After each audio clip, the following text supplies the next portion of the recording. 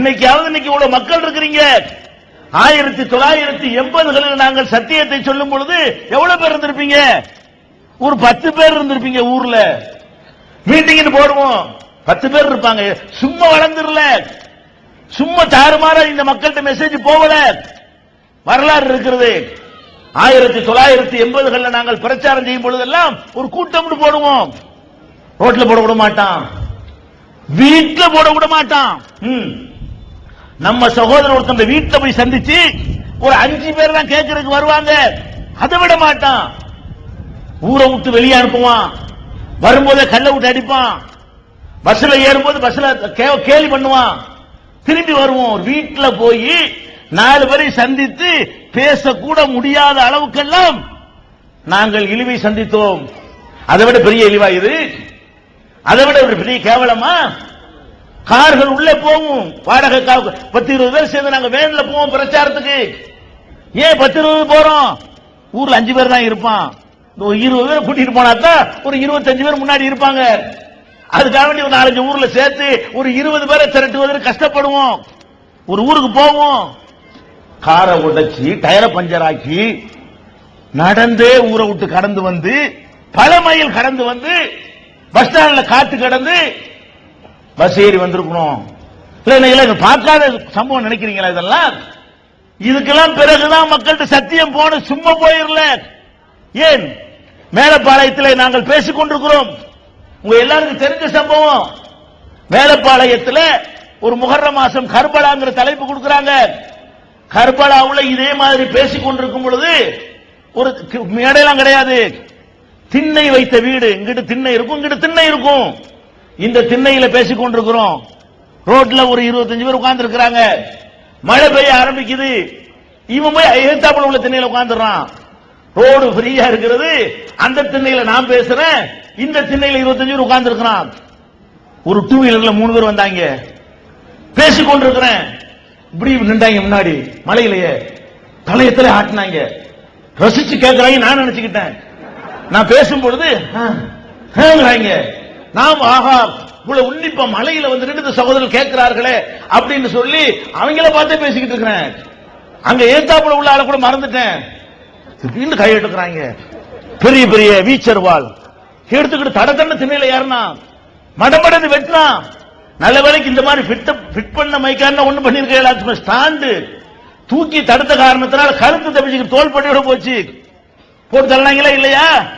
அப்ப தோள்பட்டை இறங்கி போய் கை துண்டாகி போய் ஆஸ்பத்திரியில் வைக்கப்பட்டோம். நீ இந்த மாதிரி அடக்குமுறைக்காக நாங்கள் மார்க்கத்தை விட்டுட்டு போறதா இருந்தா அன்னைக்கே கை கழுவிட்டு சீன விட்டா இருப்போம். அன்னைக்கே தொழில் துறைன்னு போயிருப்போம். அன்னைக்கு வியாபாரத்தை பார்த்துட்டு போயிருப்போம். போனோமா? அப்ப இந்த ஏகத்துவத்தில் நல்லா விளங்கிக் கொள்ளணும். நீங்கள் இதுக்கு மேற்கொண்டு இழிவு வந்தாலும் நாங்களாகத்தான் இருப்போம்.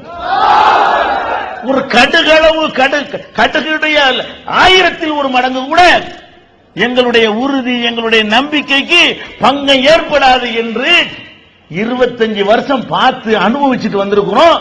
இவன் வந்து மலை சொல்ல திருப்பி அனுப்பி கண்ணியமா கொண்டாந்து விமானத்தில் ஏற்றி அனுப்புனது பெரிய கேவலம்ங்கிறான். உண்மை ஏற்பட்டு இருக்கணும். என்னைய கேட்டால் அவர்கள் தெரு தெருவாக என்னை இழுத்து சென்றிருக்க வேண்டும். இன்னும் வளர்ந்திருக்கும். நீ எதை விரும்புகிறாயோ கைவிலங்கு போட்டு ஆடு மாடுகளை இழுத்து செல்வது போல என்னை இழுத்து சென்று இருந்தால் இன்னும் மலேசியா முழுவதும் தௌஹீத் கொள்கை பரவி இருக்கும். அதனால எல்லாம் இந்த தௌஹீதுடைய வளர்ச்சிக்கு பாதிப்பு ஏற்படாது. எங்களை எல்லாம் அடிக்கிறத பார்த்துட்டு மக்கள் வந்தார்களே தவிர அடி வாங்குறவனோட சேரக்கூடாதுன்னு ஓடல. ஒவ்வொரு அடி வாங்க 1000 பேர் இங்க வந்து சேர்ந்தார்கள். ஒவ்வொரு வெட்டுக்கும் 10,000 பேர் வந்து சேர்ந்தார்கள். ஒவ்வொரு அடக்குமுறைகளுக்கு பின்னாடியும் ஆயிரக்கணக்கான மக்கள் வந்து அணிவகுத்தார்கள். லெப்பக்குடிக்காடு, அது உங்களுக்கு தெரியும். லெப்பக்குடிக்காடு என்ற ஊர்ல நாங்க இதே மாதிரி பிரச்சாரத்துக்கு போயிருக்கிறோம். முஸ்லிம்கள் அதிகமாக இருக்கிற ஒரு பெரிய ஊர். அந்த ஊர்ல ஒரு வீட்டுல வச்சு ப்ரோக்ராம், ஒரு 10 பேர் உட்கார்ந்து இருக்கிறாங்க. அங்க வச்சு மொத்தமே அவ்வளவுதான். அன்னைக்கு அவ்வளவுதான், 10 பேர் 5 பேர் தான். அதான் பயான்னு சொல்லி அதான் நாங்க நடத்துவோம். வீடு விடா போவோம், உட்கார்ந்துட்டு இருக்கிறோம். அவங்களுக்கு தெரிஞ்சு போச்சு. யாருக்கு? பள்ளிவாசல் நிர்வாகிகள், முத்தவல்லிகள், அங்க உள்ள இமாம்களுக்கு எல்லாம் தெரிஞ்சு போச்சு. உடனே எல்லாம் ஆலோசனை பண்ணி என்ன செய்யறாங்க, நீங்க பள்ளிவாசலுக்கு வாங்க, எங்களை கூப்பிடுறாங்க. எது கூப்பிடுறாங்க தெரியுமா? நீங்க பயான் பண்ணணுங்கிறீங்கல்ல, சில கேள்விகள் கேட்கணும். எங்க இமாம் வந்து சில கேள்வி கேட்பாரு, அந்த கேள்விக்கு பதில் சொல்லிட்டீங்கன்னா எங்க பள்ளிவாசல்ல நீங்க பேசலாங்கிறாங்க. நான் என்ன செய்யறேன், சரின்னு எந்திரிக்கிறேன். இருக்கிற ஆள்லாம் மறுக்கிறாங்க, போயிடாதே, திட்டம் போட்டு கூப்பிடுறாங்க, வேற ஏதோ உள்நோக்கம் இருக்கும், போவோம், என்ன வந்தாலும் பரவாயில்ல. போனா பள்ளிவாசல் 2000 பேர் இருக்கிறாங்க, பள்ளிவாசல் முழுசும். உள்ள நுழைஞ்சோன்னு கேட்ட சாத்தினாங்க, மடமண்ணு கேட்ட சாத்தினா. போய் உட்கார்ந்து அசரத்துக்கு முன்னாடி உட்கார்ந்த உடனே இதை கேள்வி கேட்பான், பதில் சொல்ல போற மக்கள் கூடி ஆர்வமா இருக்கிறாங்கன்னு பார்த்தா கேள்வி கேட்கல, ஒண்ணும் இல்ல, அட்லாண்ட் ஆர்வம். போனா பள்ளிவாசல் 2000 பேர் இருக்கிறாங்க, பள்ளிவாசல் முழுசும். உள்ள நுழைஞ்சோன்னு கேட்ட சாத்தினாங்க, மடமண்ணு கேட்ட சாத்தினா. போய் உட்கார்ந்து அசரத்துக்கு முன்னாடி உட்கார்ந்த உடனே இதை கேள்வி கேட்பான், பதில் சொல்ல போற மக்கள் கூடி ஆர்வமா இருக்கிறாங்கன்னு பார்த்தா கேள்வி கேட்கல, ஒண்ணும் இல்ல, அட்லாண்ட் ஆர்வம். உணவுதான். போய் உட்கார்ந்த உடனே அட்லாங்கிறான். யாரு? அங்க உள்ள முத்தவள்ளியா இருக்க தலைவன். அட்லாண்ட உடனே 2000 பேர் சேர்ந்துகிட்டு மிதி மிதி மிதிச்சு, இதெல்லாம் உங்க பார்வையில் கேவலம், எங்க பார்வையில் கேவலம் இல்லை. என்னத்துக்கு அடிச்சான்? அடிச்சவனா கேவலப்படணும். அடை ஒண்ணும் செய்யாது என்ன ஏண்டா அடிச்சீங்க, உங்களுக்கு கேவலம்? ஒரு பாவமும் செய்யாத நம்ம மார்க்கத்தை குரான சொல்ல வந்த என்னை அடிச்சா அடிச்சவனுக்கு கேவலமா, அடி வாங்கினவனுக்கு கேவலமா? அதை நீ பெருமையை நான் சொல்றேனே. அடே அடி வாங்கின கேவலம் நினைக்கிறியா? நான் பெருமை நினைச்சு சொல்றேன். மேல இத்தனை பேருக்கு தெரியுது, லெப்ப குடிக்காரன் அவனுக்கு மட்டும் தெரிஞ்ச விஷயம் உங்கள் அனைவருக்கும் தெரிகிறது. சுன்னத் நபிமார்களுக்கு ஏற்பட்ட அந்த துன்பத்தை நம்ம எப்ப அனுபவிக்கிறோமோ அப்பதான் கரெக்டா இருக்கிறோம் அர்த்தம், ஒழுங்கா சொல்றோம் அர்த்தம். ஒழுங்கா சொல்லாட்டி அடியே விழுவாது. அட்ஜஸ்ட்மெண்ட் பண்ண அடி விழுவோமா? வளைஞ்ச அடி விழுவோமா? நெளிஞ்ச அடி விழுவோமா? மார்க்கத்தை மறைச்ச அடி விழுவோமா? மாத்தி சொன்ன அடி விழுவோமா? எல்லாரும் சொல்ற மாதிரி டவுரி வாங்குற கல்யாணத்துல போய் பாத்தி காண்ட அடி விழுவோமா? தர்கா வழிபடுற இடத்துல போய் எனக்கு தான் பங்கு தான் போய் நானும் போய் அல்பாத்தியா சொன்னா விழுவோமா? தவறு என்று சொல்லும் பொழுதுதான் இது மாதிரியான துன்பங்கள்லாம் வரும். அப்ப இது எங்களுக்கு புதுசா, எங்களுக்கு முத்துப்பேட்டையில பேசிக்கிட்டு இருக்கிறோம். முத்துப்பேட்டையில என்னப்பா 60 அடி அவுளியா? முத்துப்பேட்டை எதுக்கு ஃபேமஸ்?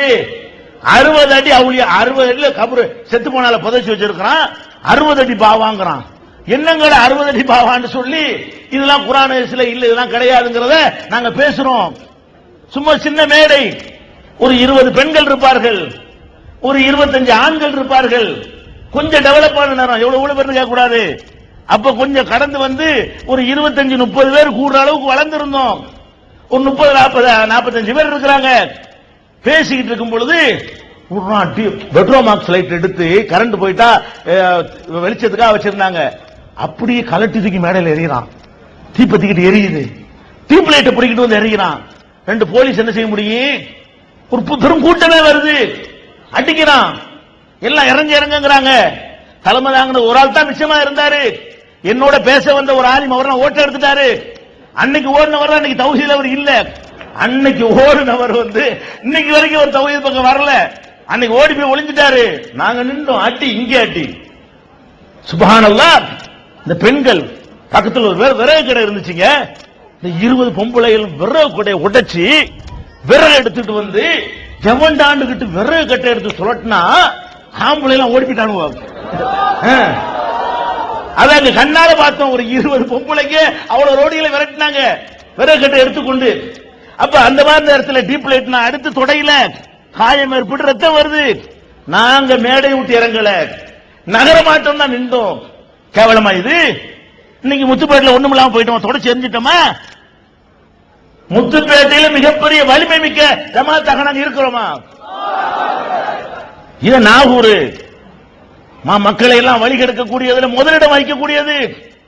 பல தெய்வ வணக்கத்தை இஸ்லாத்துல நுழைத்து இஸ்லாத்து கெட்ட பேர் ஏற்படுத்தின ஊர்கள்ல நாகூர் முதலிடம். நாகூர் ஆண்டு வருகிறான், செத்து போனால பொதிச்சு வச்சுக்கிட்டு நாகூர் ஆண்டு வருகிறான். தர்காவுக்கு முன்னாடியே கூட்டம் போட்டு சொன்னோம், இந்த ஆலயங்கள் அப்புறப்படுத்த வேண்டும், அல்லாஹ் ஒருவனை மாத்திரமே தான் வணங்க வேண்டும், செத்தவர்களை வணங்காதீர்கள், சமாதிகளை வணங்காதீர்கள் என்று தர்காவுக்கு முன்னாடியே போய் சொன்னோம். உட்கார்ந்து இருக்கிற சேரையெல்லாம் எடுத்து அடிச்சான். பயங்கரமான கலவரம், அவ்வளவு ரத்தாறு ஓடுது. யாரு நாங்க அசையல, கலங்கல. இன்னைக்கு என்ன? அந்த மாவட்டம் முழுவதும் ஏகத்துவத்தினுடைய ஜோதி சென்றடைஞ்சிருக்கா இல்லையா? இதே மாதிரி பொதக்குடியில, ராஜகிரியில, பண்டாரவாடையில, முரார் பாத்து முக்கியமான சொல்லணும். இந்த கள்ளக்குறிச்சி பக்கத்துல முரார் பாத்துன்னு ஒரு ஊருங்க. அங்க போய் பிரச்சாரம் பண்றோம். பொம்பளையில சொன்னதுக்காக சொல்றேன். பேசுனா ஒரு 25 ஆம்பளை இருக்கிறாங்க, ஒரு 50 பொம்பளைங்க விரவு கட்டிட்டு வருது. சில பேர்கள் விளக்கமாறு இருக்குது. எங்களை விரட்டுறதுக்குங்க. ஒரு பக்கம் தௌஹீதுக்காக பெண்கள் வர்றாங்க, இன்னொரு பக்கம் அந்த ஊருக்கு போனா இவன் தாலி கட்டக்கூடாதுன்னு சொல்றான். நம்மள இவனை எப்படி ஊருக்குள்ள விடுறது அப்படின்னு சொல்லிட்டு விளக்கமாற எடுத்துக்கிட்டு வந்து பொம்பளையில விரட்டுறாங்க. எல்லாம் ஓடி போச்சு. அப்ப நாங்க இப்ப 1-2 கிடையாது. இந்த 2080 ஆரம்பித்த இந்த பிரச்சாரத்தில் எவ்வளவு சந்திச்சிருக்கிறோம். அப்ப இவ்வளவு அடக்குமுறைகளை சந்திச்சு ஒண்ணு காற்று போய்விட்டது. எங்களுக்கு ஒரு கொசு கடியை போல கூட எங்களுக்கு மலேசியா இருக்கவில்லை. மலேசியாவில் நாங்கள் பட்ட விஷயங்கள் எல்லாம் ஏற்கனவே நாங்கள் பட்டிருக்கிற துன்பத்தோடு ஒப்பிட்டு பார்க்கும் பொழுது ஒரு எறும்பு